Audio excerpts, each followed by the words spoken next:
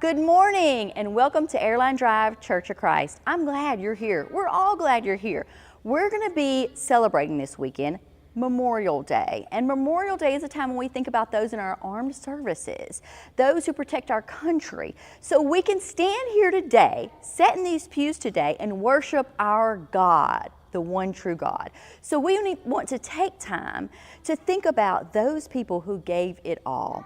I hope you will do that this weekend. Thank you so much for being here. Enjoy your week.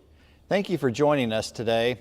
This is part of Memorial Day weekend. It's a very special time, especially here for us in the United States, as we remember those who gave their lives, who never came home. And so we typically go out and we'll put flags and decorate cemeteries, and that may be a family tradition that you have. Other traditions, we sometimes will get together with family and have a cookout. But remember why this holiday exists, and remember to pay homage to those who willingly gave their lives. We're very grateful to have the freedoms that we have in this country, and so I hope that you'll take a moment to express thanks to God for those freedoms this weekend. Memorials are a part of our history as a country.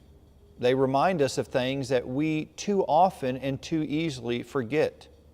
It's amazing how many times we forget things within as short a time as a generation. But those memorials call us back to what is important. The Bible talks a lot about remembering. One of the 10 Commandments, Exodus chapter 20, verse 8 says, "Remember the Sabbath day by keeping it holy." And that takes us back to creation, when God rested on the seventh day. Ecclesiastes chapter 12 reminds us to remember your Creator in the days of your youth, before the trouble come and the years approach, when you say, "I find no pleasure." When you reach that point in life where, man, this isn't what I thought it was going to be. Remember your Creator when you're young. That will help guide you through those times when life doesn't work out the way you thought it was going to work out. Jesus, when He instituted something called communion, the Lord's Supper, something that here at Airline we observe every week, He couched it in the process of remembering. He took the bread, He took the cup, and He told them to do this in remembrance of me. Do this to remember me. Hebrews chapter 13 tells us that we are to remember our leaders who spoke the Word of God to us, and to consider their way of life and imitate their faith. All of this goes back to the process of remembering. Have you ever gotten so busy that you forget things? The other day I left to come to work, and I had to go back home 2 different times because I had forgotten things. We tend to forget things. We get so busy, so preoccupied, so distracted. But there are some things that we should not forget. And the Bible calls us to remember those things. There are 2 times in our lives when I think we have a tendency to forget. When things are going great, we sometimes forget where we've come from. We sometimes forget how God answered our prayers. We sometimes forget how people of faith came alongside us and helped us through difficult times. So sometimes we forget when things are good. Other times we forget when we find ourselves at the next raging river, when the bad times come again. We forget that God's been faithful in the past. We forget that God has always heard our prayers. We forget that God has sent people in the past to help us. We get caught in the moment and we tend to forget.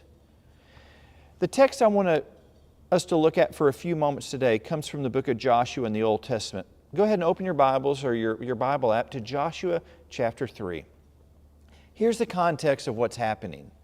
The Israelites are coming to the land that God promised years and years ago. They've just stopped at Jericho, where they met a person named Rahab, who becomes pretty influential in this story. And now they're moving on. They come to the River Jordan. And it's that time of year when the Jordan River is at flood stage. It's overflowing its banks. Have you ever lived somewhere around springtime where the flooding gets really bad? Last week, or just a few days ago, we had on our weather alerts, maybe you saw this as well, flood warning, flash flood warning, because we had so much rain. And it's telling people, beware that the bayous and the rivers are overflowing. Be careful if you're going to be out. This is what the Jordan River was like. But the Israelites had to cross the Jordan River to get to where they were going. It's a reminder that when you have obstacles in your life, that's not God abandoning you. That's not God making things harder on you. God is asking, will you trust me in this moment? No matter how big the river is, no matter if it's at flood stage, no matter if it's raging, will you trust me that I will make a path through this obstacle? And the Israelites have to make that decision as well. Let's look at Joshua chapter 3. And first, let's go at verse 13. Here's the instructions that are given to the people. The priest will carry the ark of the Lord of all the earth. This is the ark of the covenant. As soon as their feet touch the water, the flow of water will be cut off upstream, and the river will stand up like a wall. So a couple of things here in verse 13. The first one is that the priests are going to lead the way. And they're going to lead the way by carrying the Ark of the Covenant, which is a symbol of God's presence with His people. But the water is not going to stop until their feet touch the water. Now remember, the Jordan River is at flood stage. This is not a nice, calm, tranquil, peaceful river. This is a river that you don't want to get near at this moment. We know the dangers of getting into flooded waters and rivers when they're at this point. We know how easy it is to fall in and easy to get pulled in, and the danger when that happens. But God still says to the priest, you're going to get into the water before I stop the water. How's God done that in your life? How many raging rivers have you refused to get into because you just weren't sure that God was going to do what God said? How many obstacles have you run away from because you weren't sure that God was really going to do what He said? You see, the Israelites don't cross the Jordan River without faith. And you and I, we don't cross it either, whatever that is in our lives, without faith. Verse 14, so the people left their camp to cross the Jordan, and the priests who were carrying the Ark of the Covenant went ahead of them. It was the harvest season, and Jordan was overflowing its banks. But as soon as the feet of the priests who were carrying the ark touched the water at the river's edge, the water began to back up at a great distance away. Then all the people crossed over near the town of Jericho. So God did what He promised He was going to do. He stopped the river, but the priests had to obey in faith. That's a reminder for us. We're called to obey in faith as well when we come to the river. Let's go down to verse 17. River. Look at this. The priests who were carrying the Ark of the Lord's covenant stood on dry ground in the middle of the riverbed as the people passed by. This was not on the edge. This was right smack dab in the middle of a river that's at flood stage. And they remained there until everybody crossed over. What would you have done in that group? Would you have been a little hesitant? Do you tend to give into negativity a little bit? Like, well, I know the river was parted when they went ahead, but what if I get in the river, and what if the waves crash in and I get submerged? Do you wrestle with that kind of negativity in your life? Well, God did it for them, but is God really going to do it for me? Can I trust that God's going to do it for me? And sometimes we convince ourselves that we're the exception. But the promise that God gives is for all of us who will obey. If God says, I will stop the waters, then we trust that what God is telling us is the truth. And we obey out of that trust. All the people pass by. All the people go by. And then Joshua says this. Go to chapter 4, verses 5 and 7. Joshua tells them, I want you to go into the middle of the Jordan in front of the ark. Each of you must pick up one stone and carry it on your shoulder. So he's taken 12 leaders from among the people. And the number 12 is important because if you go back to the book of Genesis, you have the 12 sons of Jacob that become known as the 12 tribes of Israel. And so one man representing each tribe, Joshua says, I want you to go into the river and I want you to gather a stone and I want you to carry it out. I want you to put it on your shoulder. So the imagery here is it's not a stone that you can just hold in your hand. When you put something on your shoulder to carry it, that's because it's heavy. You're trying to get extra support to carry that. Because we all know if you don't get that extra support and you try to do it all with your back, what happens? The back goes out. So they carry these large stones on their shoulders. And he says, here's what I want you to do with these. These stones are going to become a memorial. In the future, when your children will ask you, what do these stones mean? Then you can tell them, they remind us that the Jordan River stopped flowing when the Ark of the Lord's covenant went across. These stones will stand as a memorial among the people of Israel forever. There was going to come a point in the people's lives, those who crossed over the Jordan, who witnessed what God did, there was going to come a point in their lives where they would be at danger of forgetting how God showed up. And maybe the pressures got too great, maybe the obstacles were too ominous, maybe they just were struggling. But this memorial was going to remind them. When you come to that raging river, when you come to that obstacle, God in the past showed up.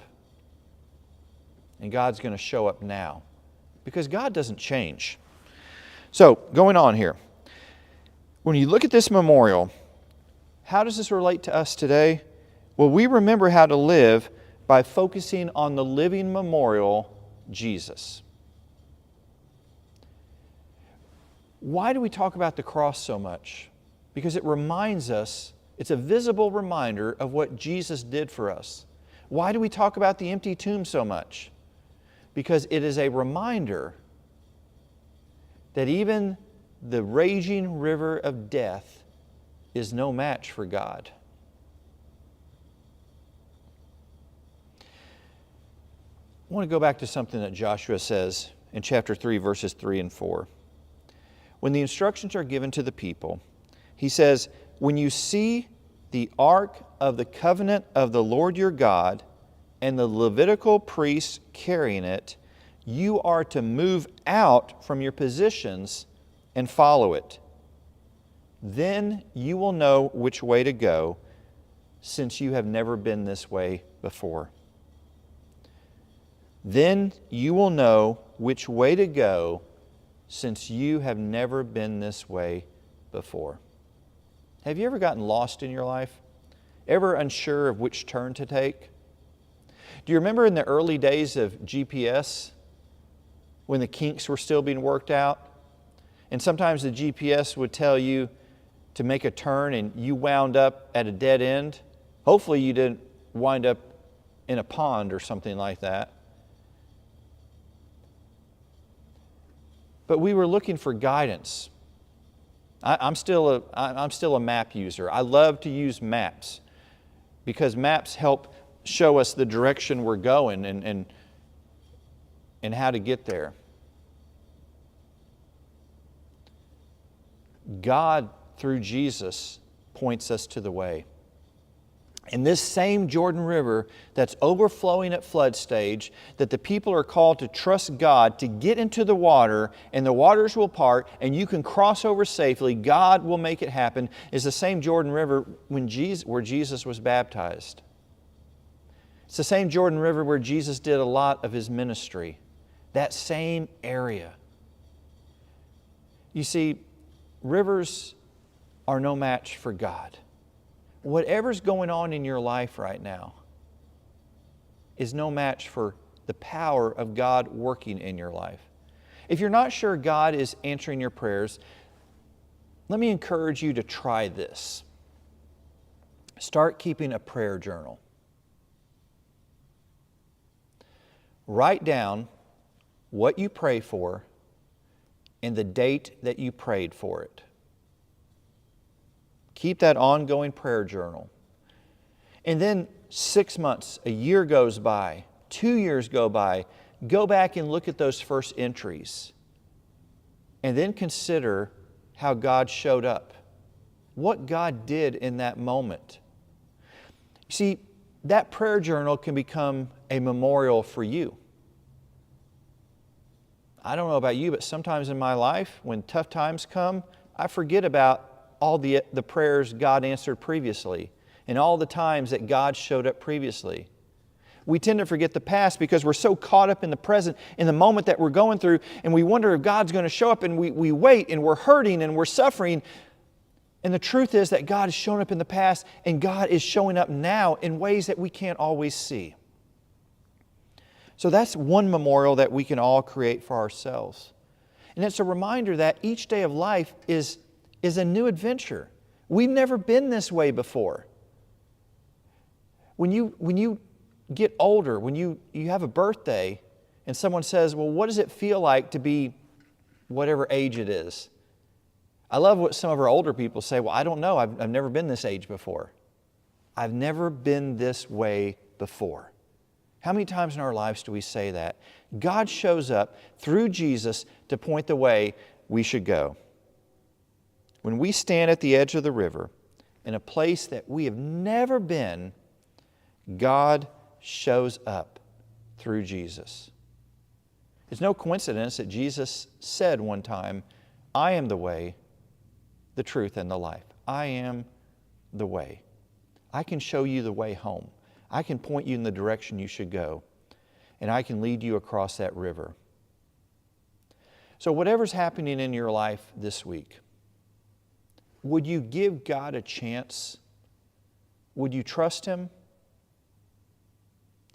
Would you look back on your life and remember? Would you create a prayer journal if you're having trouble remembering how God has shown up? And will you be willing, when you stand at the raging river that God is calling you to cross, will you be willing to get your feet wet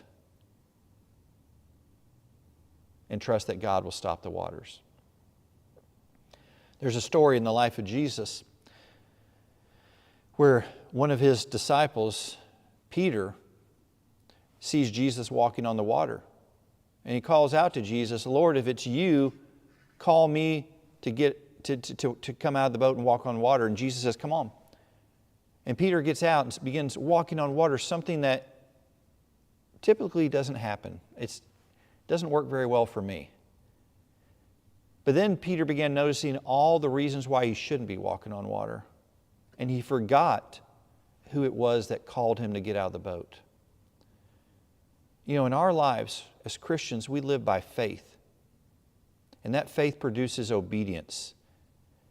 Even when we face things and we think, I really shouldn't be able to do this. God is the one who enables us. And if you're still in the boat and Jesus is still calling to you, get out of the boat, come on. Then if you want to walk on water, you've got to take that first step. So, this week, whatever your plans are, will you have that faith in God that you will obey regardless of what the obstacles are and trust God with the outcome? What's up, church family? John's out this week, so I'm playing his role. How'd I do? Thank you for tuning in to Airline Drive Church of Christ. I hope that we'll be able to see you at the church building next week, and I hope that you have a great rest of your week.